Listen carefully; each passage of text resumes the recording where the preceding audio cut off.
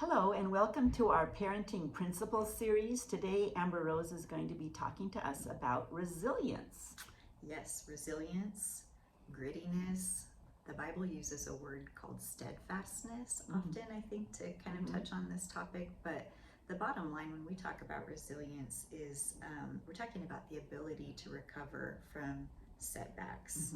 So as parents, when we talk about wanting to raise resilient kids, what we're saying is we want to raise kids that can handle whatever life throws at them, right? Yes. And the good news is that resilience is not something that we're just born with. It is like a muscle. It's something that can be developed, and that's really good news for most of us. For sure. Because it's something that we probably a lot of us can work on growing in ourselves. So unfortunately and fortunately, life gives us lots of opportunities to encounter pain and discomfort and grow this mindset of resilience. In childhood, I think about the pain of being misunderstood, the pain of consequences, the pain of being disliked or unaccepted, social conflicts. Those are all really common and natural places of discomfort and pain in childhood, but those are not things that are fun to go through, and they're not things that are fun to watch our kids go through. So this is a little bit of a spoiler for this time together, but basically what I want to do is use this time to encourage us towards being okay with allowing our kids to experience some of that pain and discomfort.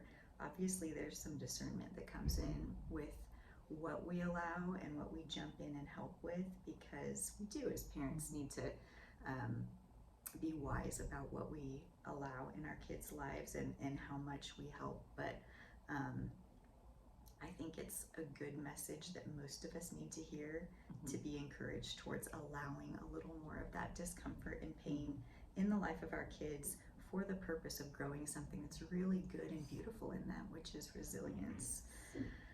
Now, there is one single factor that weighs most heavily in nurturing resilience in kids, and it is resilient parents. Resilient parents nurture resilient kids. Do you have any idea why you think that might be? Well, I don't think that we can really train our kids or guide them in something that we lack, is what comes to mind for me. That it's something that maybe they catch in watching us. As adults, we face those same difficulties. Perhaps sharing stories from our past where we've had to face hard things and grow through them is one way we can teach, but mostly they're going to be watching. I think our kids watch us, and in the area of resilience, while this may sound heavy, they almost become who we are. That's so true. That's so true.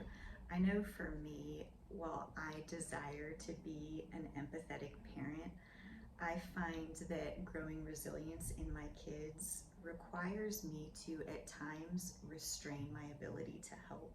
And because there is a way that helping at certain times can actually hurt them. Helping too much can actually hurt them. And that's hard as a parent when you have the ability to solve something quickly and you choose to restrain that. And don't we all want to help our kids? Yeah. Such a temptation. I think so. Dr. Tim Elmore makes this observation in one of the articles that he's written about modern parenting that I just found kind of profound and so helpful. He makes this distinction between empathetic parenting and compassionate parenting. And he said that he feels that many parents right now are simply empathetic when they should be compassionate.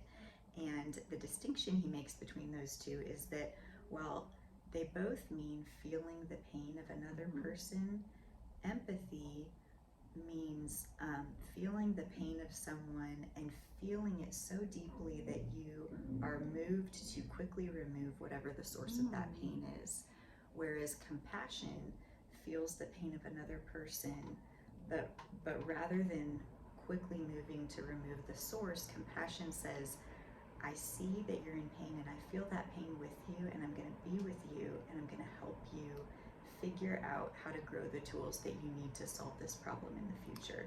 So one is sort of this quick, reactive, short-sighted view, whereas the other is more of a long view, and more of a proactive approach, saying, I want you to know how to handle this type of pain, this type of discomfort in the future. So I'm going to sit with you in it and teach you how to do it. That is so good. Yeah, I just found that to be really helpful. And he gives this illustration in kind of demonstrating the difference between the two, of this mom who called into her high school daughter's principal's office and requested that she be moved to another section of math. And so when the principal asked, what's going on that makes you want to move her in the middle of the year to another math class, the mom said, well, she is in this class with an ex-boyfriend, and it was a really ugly breakup, and this is causing her a lot of stress and anxiety every day walking into class and having to see his face and interact with him. So I think we can all relate to that mom. You know, she was feeling like doing this would really help her daughter's mental health, and that's what she was worried about in the moment. But then the question becomes, what happens in the next math class if something similar to this goes on again? What if she decides to date a boy in her next class? Or what if later when she's an adult she has an office romance and then has to deal with the subsequent breakup? So the difference between empathy and compassion in that example is the willingness to endure those feelings of anxiety for the purpose of building something in her daughter that would then be able to go into the future and say, okay, I know how to deal with these uncomfortable feelings when they come up again. I know that I can do this even though it doesn't feel good.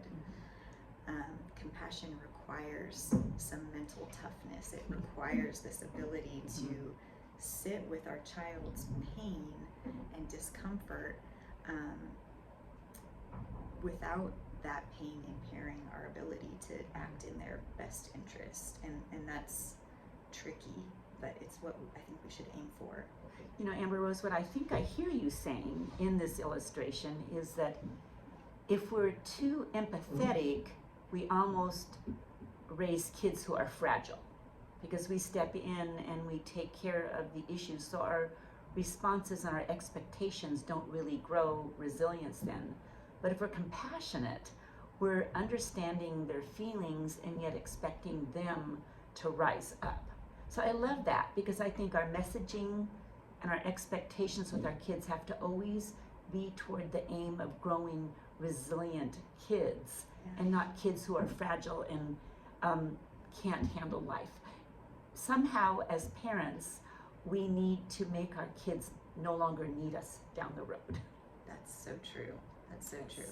And it's kind of this, can be this sort of understandable but backwards mindset, where as parents, I think we're so afraid of hard things taking our kids out that we do things to protect them. Right. We kind of create these expectations, or this messaging that gives the expectation that they can't handle it, but really the best way to allow them to be people who aren't taken out by the hard things is by allowing them to walk through those hard things without shielding them from it.